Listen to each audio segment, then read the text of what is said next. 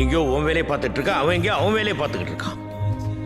இப்படி உனக்காக எதுவுமே செய்ய முடியாத ஒருத்தனுக்காக உன் வாழ்க்கையே அர்ப்பணிச்சு நாசமாக்கி வீண் செலவு பண்ணி குடும்பத்தை கவனிக்காம அடுத்த குடும்பத்தை அசிங்கமா திட்டிக்கிட்டு ஏன்னா பைத்தியக்காரங்களா?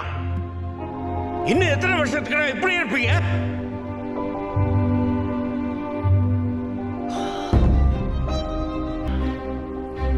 ஏண்டா தெரியாம தான் கேட்கிறேன். நாம காசு கொடுத்து படம் பார்க்கறதுனால தானே அவன் அந்த நிலைமையில இருக்கான்.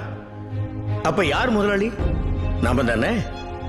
நாம வேகாத வெயில நின்றுட்டு இருப்போம், அவன் ஏசி கார்ல நாயை பக்கத்துல உட்கார வச்சு கட்டி பிடிச்சிக்கிட்டு உன்னை நாயை விட கேவலமா மதித்து பார்க்காத மாதிரி போய்கிட்டே இருப்பான். நீ அவன் காருக்கு பின்னாடி வாழ்க வாழ்க வாழ்கன்னு கையை தட்டிக்கிட்டே ஓடுவேன்.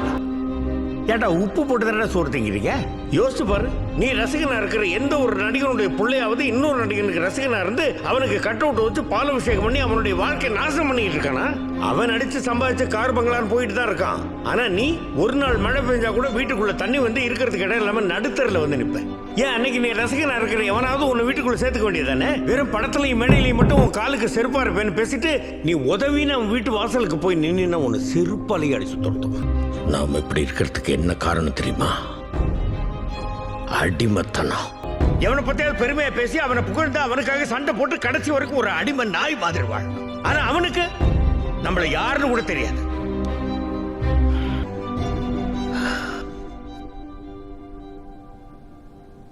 ஒருத்தன் உசிர ஒருத்தன் காப்பாத்தினா அவன் ஹீரோ. என் பையன் செத்து போயிட்டான்.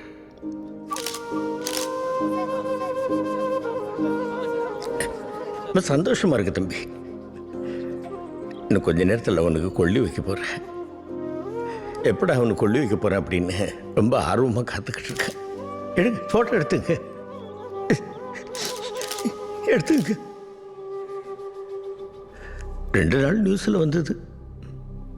3வது நாள் அவன் செத்து போன நியூஸும் செத்து போயிடுச்சு. தியேட்டரில் புகைப்பிடித்தல் உடல் நலத்திற்கு தீங்கானது, புற்றுநோய் உருவாக்கும்னு போடுறதை பார்த்துட்டு படம் முடிஞ்சோன்னா வெளியே போய் சிகரெட் பிடிக்கிறாங்க பத்தியா? அந்த மாதிரி தான் நான் சொல்கிறதும். ஆனால் யாராவது ஒருத்தன் திருந்துவான்ல,